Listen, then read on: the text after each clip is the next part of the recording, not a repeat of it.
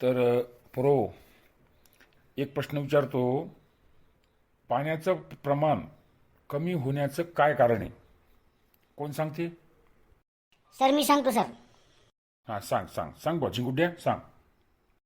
Sir पाण्याचं प्रमाण कमी होण्याचं कारण दारूचं प्रमाण जास्त झालं की पाणी कमी होते सर. अबे वानेर तोंडिया, दारूचा काय संबंध आला इथे? हा, दारूचं प्रमाण जास्त कसं काय? सांग बरं कसं काय? सर समजा दारूचा ग्लास घेतला आणि त्या गिलासात जर दारू जास्त टाकली, समजा लय मोठी दारू टाकली, म्हणजे अर्ध्या गिलासाच्या वर पाऊण गिलास दारू टाकली, तर पाणी टाकलं तर पाणी कमी होते सर. त्याच्यामुळे पाण्याचं प्रमाण कमी होते सर.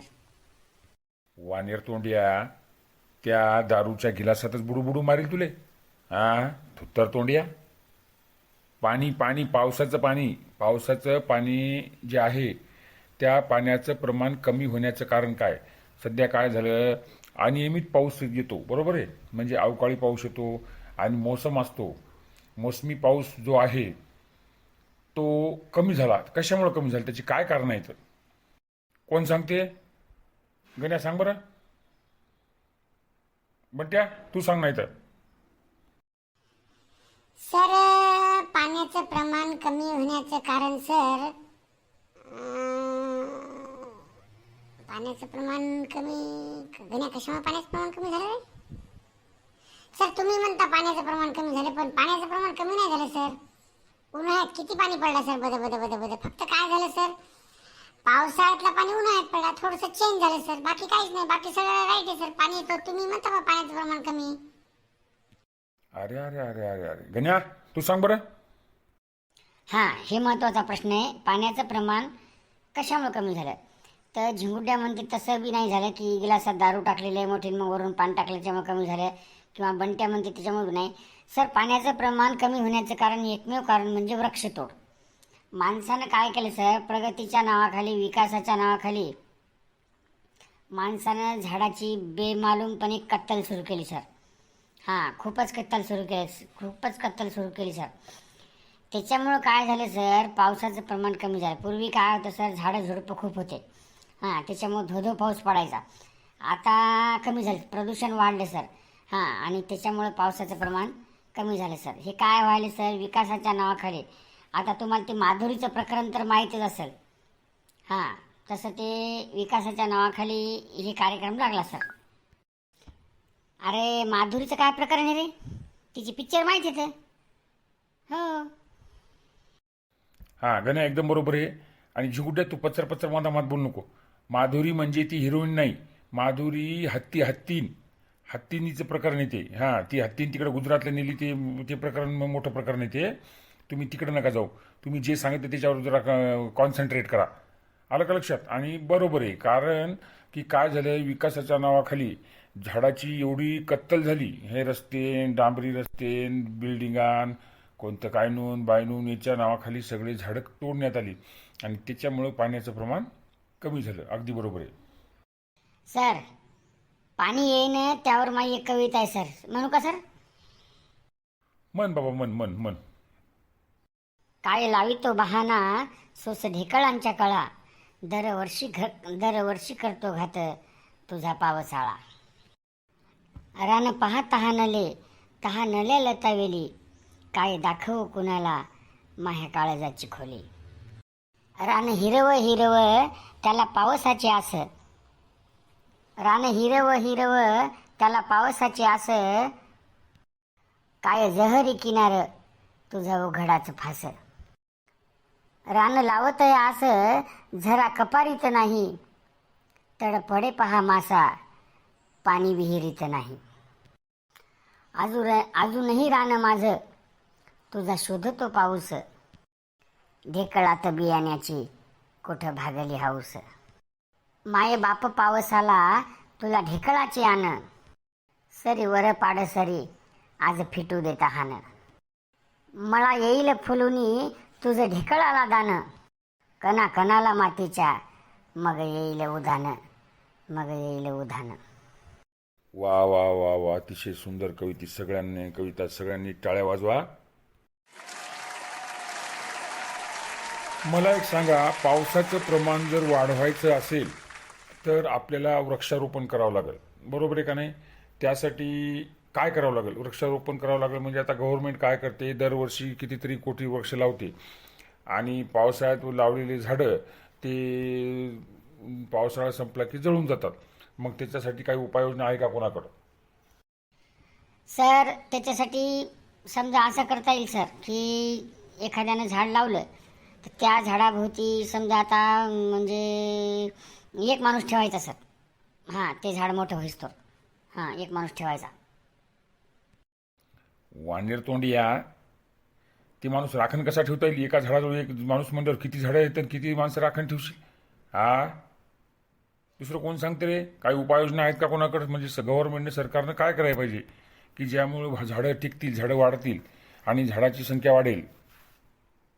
सर मी सांगतो, सरकारनं सर झाडा वाढवण्यासाठी एक उपाययोजना करावी.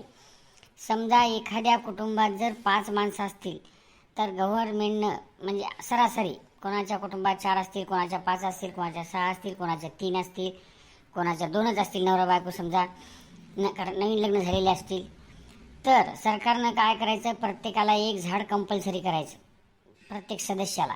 म्हणजे कुटुंबात जर 5 सदस्याची संख्या असेल तर 5 जणांना 5 झाडं लावायची. मग ते कुठेही लावायचे, सरकारी जागेत लावायचे, आपल्या शेतात लावायचे, मोकळ्या जागेत लावायचे आणि ते झाडाचं संगोपन करायचं. त्या झाडासोबत म्हणजे पहिल्या वर्षी लावलं की सेल्फी काढायची, ती सरकारला पाठवायची. दुसऱ्या वर्षी ते झाड मोठं झालं की सेल्फी काढायची, ती सरकारला पाठवायची आणि त्याचं जतन करायचं. जर सरकारनं असं कंपल्सरी केलं तर झाडाची संख्या वाढेल सर. आणि ज्यानं झाड लावलं नाही किंवा ज्यानं झाड जतन केलं नाही त्याला कुठल्याही शासकीय योजनेचा लाभ मिळाला नाही पाहिजे. जसं की राशन असेल, त्याच्यानंतर काही शासकीय योजना असतील, त्याच्यानंतर म्हणजे असं कोणत्या शासकीय योजनेचा लाभ नाही मिळाला पाहिजे ज्यानं झाड लावलं नाही त्यानं. मग पहा सर कसे भरभर झाडं वाढतात. हां, काय व्हायलं सर, माणसाला आता सर महत्त्वाची गोष्ट काय आहे, नदी. हे नदीत किती कचरा असते पहा बरं, गंगा असो, यमुना असो, म्हणजे किती नद्यात कचरा आहे. तर ते कचरा साफ करायची गरज नाही सर, ते आपोआप साफ होते. फक्त माणसानं कचरा करायचा नाही. तसंच झाडाचं आहे सर, माणसानं झाडं नाही लावले तरी चालतील पण माणसानं झाडं तोडायची नाही सर. हां, झाडं आपोआप उगवतात, दरवर्षी हजारो लाखो कोटी झाडं उगवतात सर आपोआप. पण माणूस काय करते सर, या माकडाच्या त्रासामुळं याच्यामुळं झाडं झुडपं तोडून टाकायला सर. त्याच्यानंतर विकासामुळं समजा आता रस्ते करायचे असले की जे रस्त्यात झाडं येतात ते झाडं दनादन सरकार तोडून टाकते सर. त्याच्यामुळं झाडाची संख्या कमी व्हायली आणि हे उपाययोजना करणं अत्यंत गरजेचं आहे. वा वा वा वा, चांगली कल्पना आहे. सरकारनं जर खरोखर याचा विचार केला तर झाडाची संख्या निश्चितच वाढेल. प्रत्येकाने एक झाड लावायचं आणि त्याचं जतन करायचं आणि ती सेल्फी गव्हर्नमेंटला, हे खूप छान संकल्पना आहे गणेश. नक्कीच आपण याचा विचार सरकार करेल अशी आशा करू. बरं, आता मला एक सांगा, लग्नात जे हुंडा पद्धती ती हुंडा पद्धती योग्य आहे का? तुम्हाला काय वाटते? नाही, मला तर ती असं वाटतं की हुंडा पद्धती योग्यच नाही, कारण हुंडा देणं घेणं कायद्याने गुन्हा आहे. तर तुम्हाला काय वाटते? सर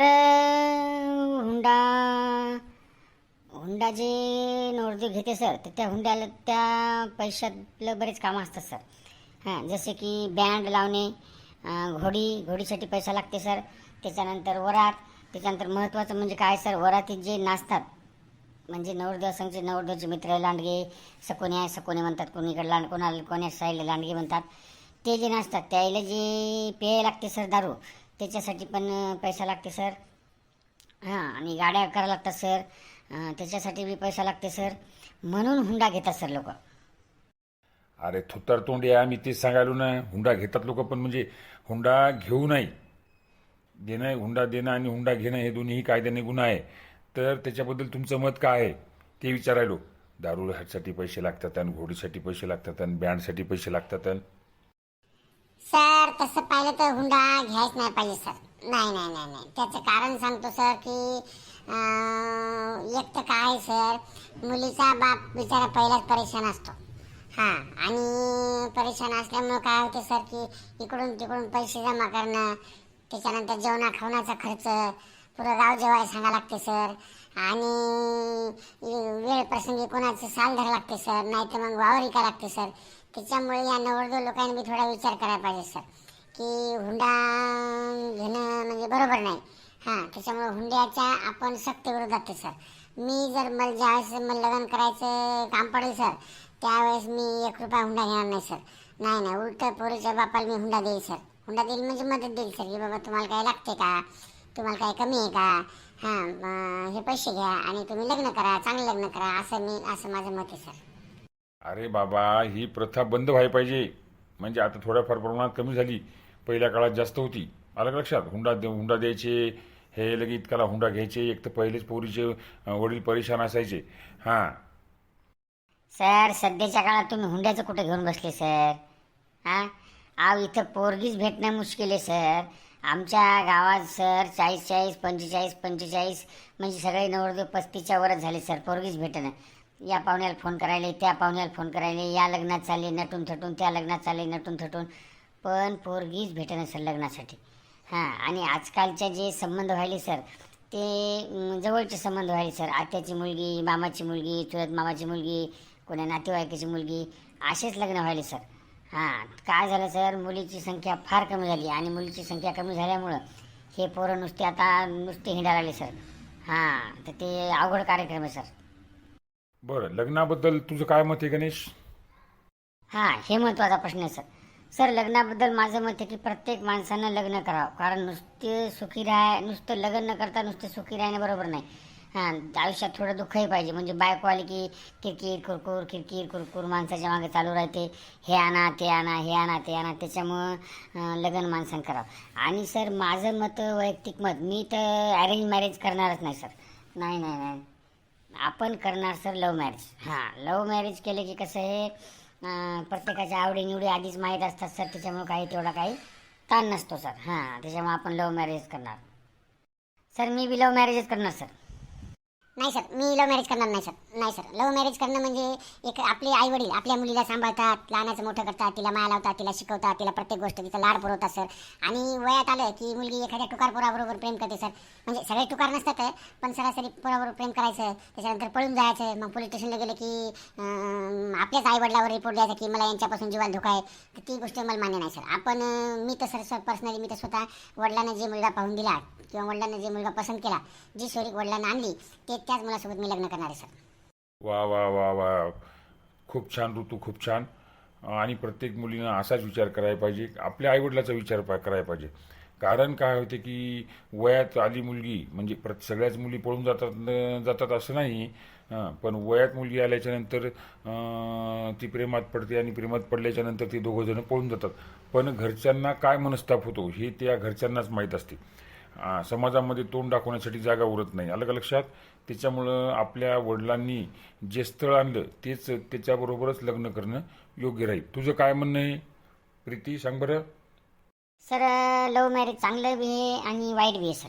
हां, चांगलं याच्यासाठी की बाबा समजा तुम्हाला एखादा मुलगा आवडला तर घरच्याच्या पसंतीनं तुम्ही त्या मुलाबरोबर लग्न करू शकता, म्हणजे घरच्याची जर परवानगी असेल तर. पण तुम्हाला तो मुलगा आवडला आणि घरच्यांना तो मान्य नाही किंवा तो आपल्या जातीतला नाही किंवा दुसऱ्या जातीतला आहे, आता बरेचसे प्रश्न असतात, तर पळून जाणं हे बरोबर नाही सर, योग्य नाही सर. हां, जर घरच्यांनी परवानगी दिली तर त्याच मुलाबरोबर लग्न करायला काही हरकत नाही, असं माझं मत आहे सर. हां राजू.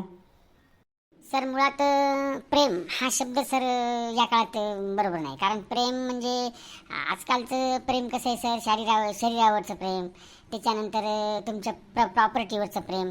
एखादा मुलगा श्रीमंत असला तर एखादी मुलगी त्याला प्रेमात पाडते, किंवा एखादी मुलगी श्रीमंत असली तर एखादा मुलगा तिला प्रेमात पाडतो.